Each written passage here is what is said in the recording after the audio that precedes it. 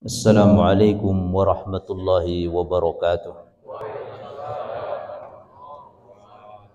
Allahu Akbar, Allahu Akbar, Allahu Akbar, Allahu Akbar, Allahu Akbar, Allahu Akbar.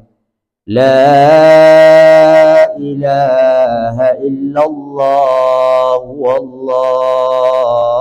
akbar, Allahu akbar, walillahil hamd.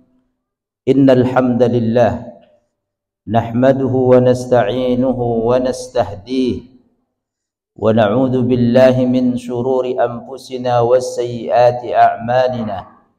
من يهده الله فلا مضل له ومن يضلل فلن تجد له وليا مرشدا. أشهد أن لا إله إلا الله وحده لا شريك له وأشهد أن سيدنا محمدا عبده ورسوله صفيه وخليله صلوات الله عليه وعلى آله وأصحابه ومن سار على نهجه واستنى بسنته إلى يوم القيامة وبعد. عباد الله، أوصيكم وإياي بالتقوى الله فقد فاز المتقون.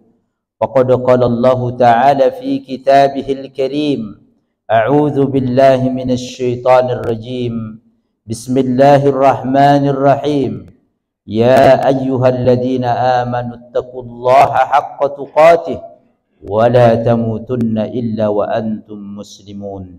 وقال أيضا في سورة أخرى: بسم الله الرحمن الرحيم، إنا أعطيناك الكوثر فصل لربك وانحر إن شانئك هو الأبتر. وقال رسول الله صلى الله عليه وسلم في حديثه الشريف: ما عمل آدمي من عمل يوم النحر أحب إلى الله تعالى من إراق الدم، إنها لتأتي يوم القيامة بقرونها وعشعارها وعزلافها، وإن الدم ليقع من الله بمكان قبل أن يقع على الأرض فتيب بها نفسا. وقال أيضا: ولكل شعرة حسنة. Sadaqallahu wa sadaqa Rasulullah sallallahu alaihi wasallam. Ayuhal hadirun, ibadallah, sedang salat Idul Adha yang dimuliakan Allah Jalla Jalaluh.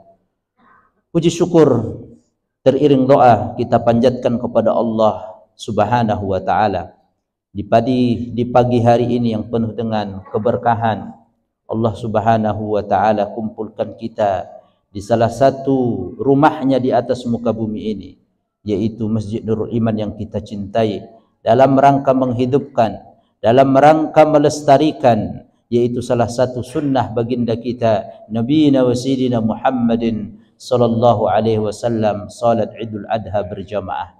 Mudah-mudahan segala rangkaian amalan ibadah kita diterima Allah Subhanahu wa taala. Doa-doa yang kita panjatkan diterima Allah, dikabul Allah Subhanahu wa taala. Jamaah salat Id yang dimuliakan Allah Ta'ala, mari sama-sama pagi hari ini kembali kita sampaikan salawat salam merindu kita, salawat dan salam cinta kita, keharibaan teladan kita, junjungan kita, qudwah kita, teladan kita, Nabi besar Muhammad sallallahu alaihi wasallam, kepada keluarga beliau, kepada seluruh sahabatnya, kepada tabi'in, tabi'ut tabi'in, dan kepada siapa saja dari umatnya yang senantiasa setia mengikuti jejak langkah beliau kelak. Semoga kita diakui menjadi umatnya dan menjadi pengikutnya yang bisa mendapatkan syafaat beliau nanti di padang mahsyar. Allahumma amin. Khatib berwasiat di pagi hari ini kepada khatib pribadi dan kepada semua saudara-saudaraku jamaah kaum muslimin muslimat, hadirin hadirat Masjid Nurul Iman yang dimuliakan Allah. Marilah kita tingkatkan keimanan, ketakwaan kita kepada Allah Subhanahu wa taala. Wa tazawwadu fa inna khairaz zadi taqwa. Berbekallah kalian kepadaku, kata Allah, dengan keimanan, ketakwaan. Fa inna khairaz zadi taqwa. Karena sebaik-baik bekal yang kita tabung, yang kita kumpulkan untuk menghadap Allah adalah keimanan dan ketakwaan kita. Semoga Allah Subhanahu wa taala selalu berikan istiqamah kita di jalan iman dan di jalan ketakwaan ini sampai Allah mencabut kita dalam husnul khatimah. Amin ya rabbal alamin. Hadirin hadirat sedang solat Id yang dimuliakan Allah Subhanahu wa taala. Alhamdulillah wa syukurillah. Gemar takbir berkumandang di seluruh membahana di Sentaro di atas muka bumi ini, menandakan bahwa kita sudah Allah berikan, Allah Ta'ala masukkan kita, yaitu pada hari raya solat Idul Adha. Jamaah sekalian yang rahmati Allah Ta'ala, berbicara tentang Idul Adha atau Idul Kurban, kait erat, tidak bisa dipisahkan hubungannya dengan sebuah peristiwa. Yang pertama yaitu peristiwa pengorbanan Khalilullah, kekasih Allah, Nabiullah Ibrahim alaihissalam.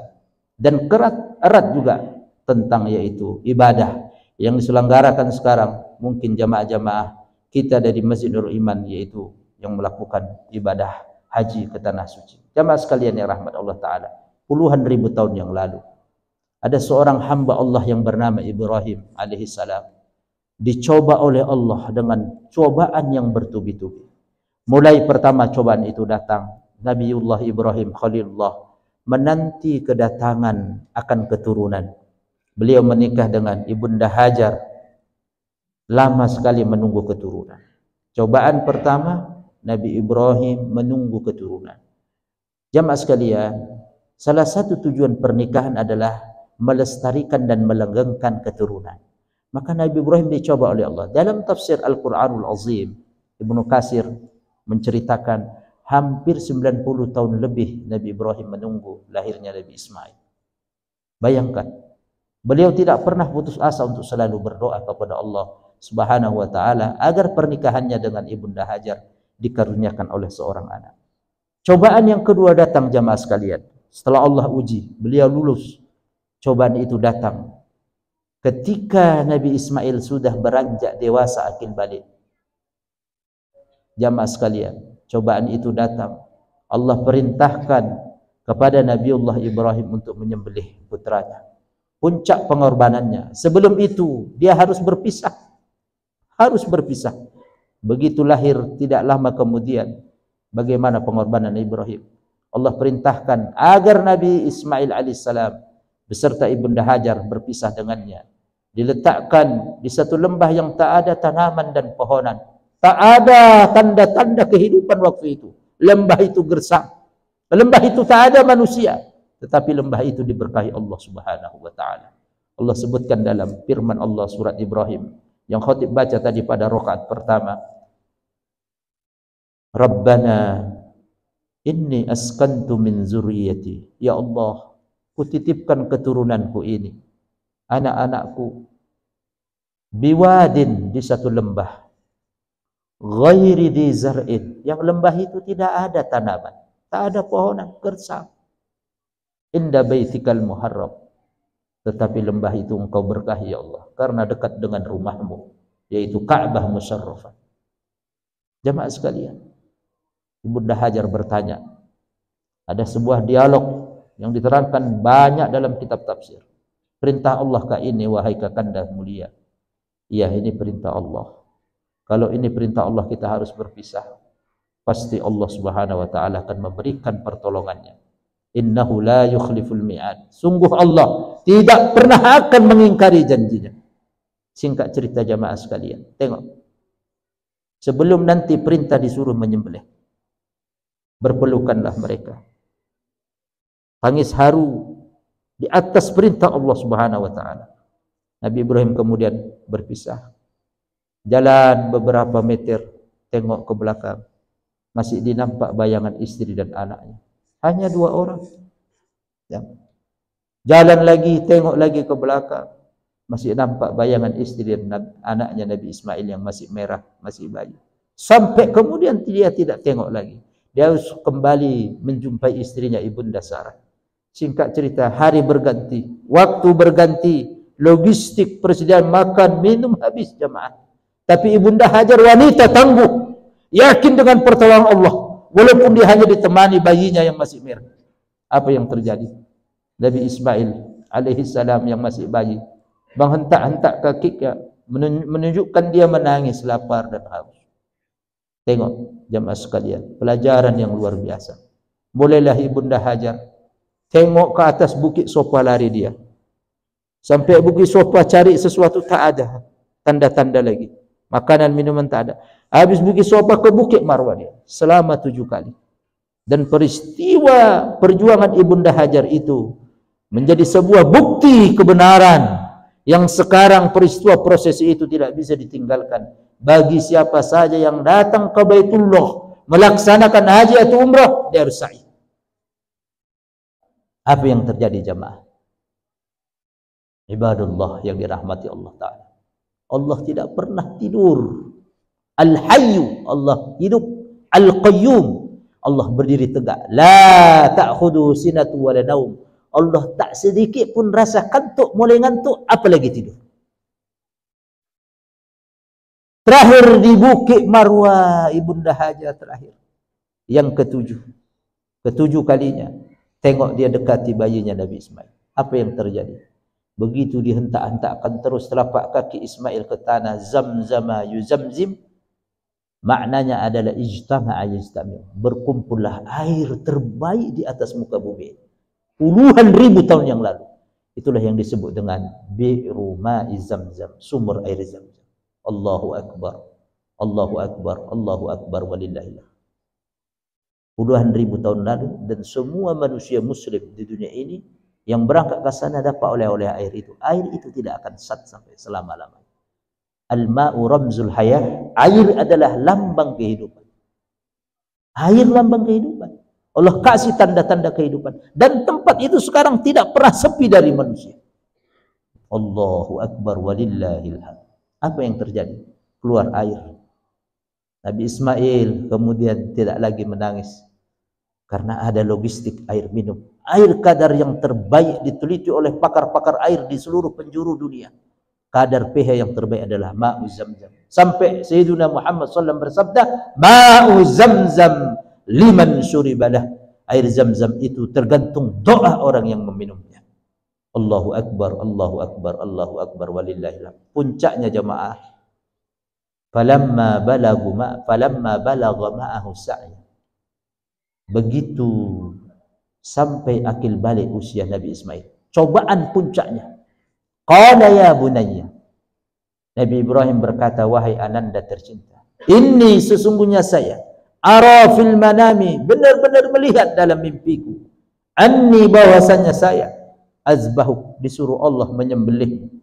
Tak terbayang jamaah, nunggu anak lama, begitu lahir berpisah, begitu bertemu sudah akil balik, suruh menyembelih. Allahu Akbar. Kalau nanti jamaah datang ke tanah Arafah antara Muzdalifah dan Mina, ada di atas bukit, sampai sekarang tubuhnya itu tempat dulu Nabi Ibrahim disuruh menyembelih Nabi Ismail, masih ada tubuhnya sekarang. Apa yang terjadi? Apa jawaban Nabi Ismail alaihissalam? Qala ya abati fa'al ma tu'mar. Ayahanda tercinta, lakukan, laksanakan apa yang Allah perintahkan kepadamu. Jawaban anak yang saleh, hidup di lingkungan yang saleh, dididik oleh wanita yang salehah yang tangguh. Wahai ayahanda tercinta, lakukan saja apa yang Allah perintahkan. Kita tahu semua mimpi para nabi adalah wahyu, bagian wahyu dari Allah. Satajiduni insyaallah minas sabirin. Engkau akan temukan aku ayah, orang-orang yang tangguh, orang-orang yang sabar di atas perintah Allah ini. Jamaah sekalian, Allah abadikan ini kisahnya, direkam dalam surat As-Saffat, surat ke-37 setelah surat Yasin, mulai ayat 100 sampai ayat 107. Kisah yang luar biasa. Falamma, maka tatkala aslama, keduanya tunduk patuh, wa tallahu lil jabini, dan Nabi Ismail dibaringkan, pelipisnya ditaruh parang golok. Apa yang terjadi? Ayat selanjutnya, wa nadainahu ayya Ibrahim, kami panggil, kata Allah, wahai Ibrahim, qad saddaqtar ru'ya, sungguh kau telah membenarkan mimpimu. Mimpi para nabi bagian wahyu dari Allah. Karena para nabi dan rasul tidak mungkin dibisiki oleh syaitan, mereka terproteksi, dilindungi Allah dari bisikan syaitan. Wa nadainahu ayya Ibrahim qad saddaqtar ru'ya inna kadzalika najzil muhsinin. Demikianlah kami akan membalas perbuatan orang-orang yang berbuat baik. Apa jawaban Allah selanjutnya? Inna hadza lahuwal bala'ul mubin. Kata Allah, sungguh diceritakan Allah, ini cobaan yang dahsyat yang besar. Apa yang terjadi jamaah? Lecekkah leher Nabi Ismail? Kebacokkah leher Nabi Ismail? Ayat selanjutnya Allah sebutkan, wa fadainahu bizibhin azim. Kami ganti dia dengan seekor kambing kibas yang besar. Yurwa, diriwayatkan dalam banyak kitab literatur tafsir, kibas yang Allah ganti untuk Nabi Ismail kabsun minal jannah, kata para ulama. Ya, dalam hadis disebutkan kambing domba yang Allah munculkan, Allah kirim dari surga. Allahu akbar walillahilhamd. Apa makna dari kisah peristiwa itu? Semua pengorbanan kita di jalan Allah pasti Allah akan ganti, baik itu sadar atau tidak. Allah ganti di dunia dan Allah ganti kelak di akhirat nanti. Amin, amin ya rabbal alamin. Yang terakhir dalam khutbah pertama ini, fadilah ibadah kurban itu sebagaimana diriwayatkan oleh Imam Tirmizi, dicantumkan dalam kitab Sunan Tirmizi. Qala Rasulullah sallallahu alaihi wasallam, Rasulullah sallallahu alaihi wasallam bersabda, ma amila adamiyun min amalin, tidaklah seorang anak Adam manusia ini beramal dengan sebuah amalan sunnah, ahabbu ilallahi, yang Allah cintai, fi yaumin nahar, di tanggal 10 Zulhijjah, min iraqid dam, daripada mengalirkan darah hewan. Jadi amalan yang terbaik di 10 Zulhijjah di antaranya kita berkurban. Alhamdulillah tadi sudah disebutkan oleh panitia kurban, sekian ekor sapi, sekian ekor kambing. Semoga kelak diterima Allah kurban-kurban panjenengan semua. Amin ya rabbal alamin. Yang terakhir, bapak-bapak jamaah salat Idul Adha, ibu-ibu hadirin hadir.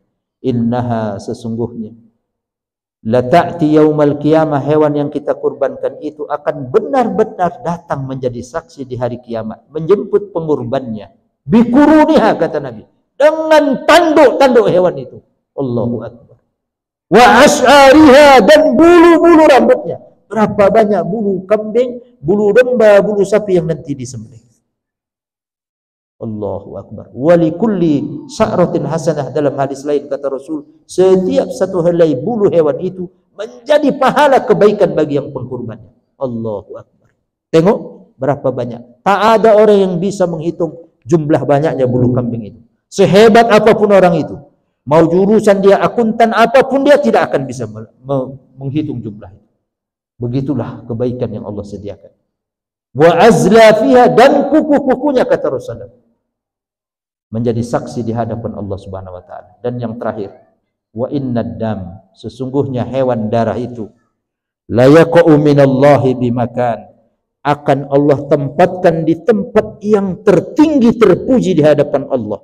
Qabla an yaqa'a 'alal ardi, sebelum darah hewan itu nanti disembelih netes kena tanah. Jadi sebelum hewan itu netes darahnya, begitu sembelih netes kena tanah, Allah Ta'ala sudah tempatkan di tempat yang terbaik. Di ujung hadis itu Rasulullah SAW teruskan, fatibu biha nafsan, maka berbahagialah orang yang berkurban di hari itu. Jamaah sekalian, tambahan dari saya, para ulama dalam kitab-kitab fikih, bisa kalau kita tidak sempat berkurban hari ini, masih ada batas 3 hari kemudian, yaitu ayyamut tasyrik, hari-hari tasyrik. Rasulullah SAW bersabda, ayyamut tasyrik, ayyamuz zabah, hari-hari tasyrik adalah hari-hari menyembelih. Yang terakhir jamaah sekalian, Allah Ta'ala berfirman, a'udzubillahi minasyaitonir rajim, inna a'tayna kal kautsar, sesungguhnya kami telah memberikan nikmat yang banyak kepadamu. Dengan nikmat yang banyak itu, fasalli, hendak kau solat, jangan lupa solat, li rabbika, karena Allah, wanhar, dan jangan lupa engkau juga berkurban karena Allah Subhanahu wa taala. Karenanya para ulama mengatakan berkurban itu sunnatun muakkadatun, al-udhiyatu sunnatun muakkadatun wa yukrahu tarkuha ma'al qudrati 'alaiha. Berkurban itu sunnah yang sangat dianjurkan. Hukumnya setelah wajib. Wa yukrahu, dibenci agama, dibenci oleh agama, dibenci Allah, dibenci oleh Rasulullah SAW. Tarkuha, tak mau dia berkurban, dia tinggalkan kurban, ma'al qudrati alaiha, sementara dia mampu untuk berkurban. Jamaah sekalian, qul inna salati, katakan sesungguhnya salatku, wa nusuki, dan ibadah kurbanku, wa mahyaya, dan hidupku, wa mamati, dan matiku, lillahi rabbil alamin, hanya kita persembahkan kepada Allah Subhanahu wa taala. A'udzu billahi minasyaitonir rajim. Bismillahirrahmanirrahim. Wal 'ashri innal insana lafi khusrin illa allazina amanu wa amilus solihat wa tawassaw bil haqq wa tawassaw bis sabr. Barakallahu li wa lakum fil Qur'anil Karim wa nafa'ani wa iyyakum bima fihi minal ayati wa zikril hakim. Aqulu qouli hadza wa astaghfirullaha li wa lakum wa lisairil muslimina min kulli dzamb fastaghfiruhu innahu huwal ghafurur rahim. Allahumma salli ala sayyidina Muhammad wa ala alihi sayyidina Muhammad. Alhamdulillahi rabbil alamin. والعاقبات للمتقين ولا عدوان إلا على الظالمين والصلاة والسلام على سيد المرسلين سيد الأنبياء نبينا محمد صلى الله عليه وسلم وعلى آله وأصحابه أجمعين. عباد الله، أوصيكم وإياي بتقوى الله فقد فاز المتقون. فقد قال الله تعالى في كتابه الكريم: أعوذ بالله من الشيطان الرجيم بسم الله الرحمن الرحيم watazawwadu fa inna khairaz zadi taqwa wattaqun ya ulil albab. Terakhir sebelum kita berdoa, ada 3 hikmah minimal dari prosesi ibadah kurban yang kita bisa petik. Pertama, menunjukkan sejauh mana pengorbanan kita kepada Allah Subhanahu wa taala. Orang yang beriman pasti diuji pengorbanannya. Karenanya Allah berfirman, "Fasholli li rabbika wanhar." Yang kedua, ibadah kurban itu sebagai sarana kita mendekatkan diri kepada Allah Subhanahu wa taala. Karenanya jamaah sekalian, kurban itu diambil dari akar bahasa qaruba yaqrubu kurban, artinya dekat. Apa maknanya? Orang yang kurban akan dekat dengan Allah. Allah akan dekat dengan orang yang berkurban. Dan yang ketiga, yang terakhir, jamaah sekalian, dari peristiwa kurban itu kita simpulkan hikmah yang terbesar diantaranya adalah menghilangkan sifat-sifat izalatus sifatil bahaim. Sifat-sifat yang mungkin ada potensi sifat hewaniah melekat pada jiwa manusia. Sifat-sifat hewan itu kita hilangkan. Begitu disembelih, habis itu hewan yang tadinya makan minum terus, tamak, rakus, tak kenal halal haram, begitu disembelih habis riwayat. Karenanya bagi mereka yang berkurban, jika piawai dia, kata para ulama dalam mazhab Syafi'i dan mazhab yang lainnya, disunnahkan untuk menyembelih kalau dia piawai, atau minimal menyaksikan hewan yang kurbankan agar dia bisa mengambil iktibar pelajaran itu. Mudah-mudahan khutbah ini menjadi ilmu yang bermanfaat.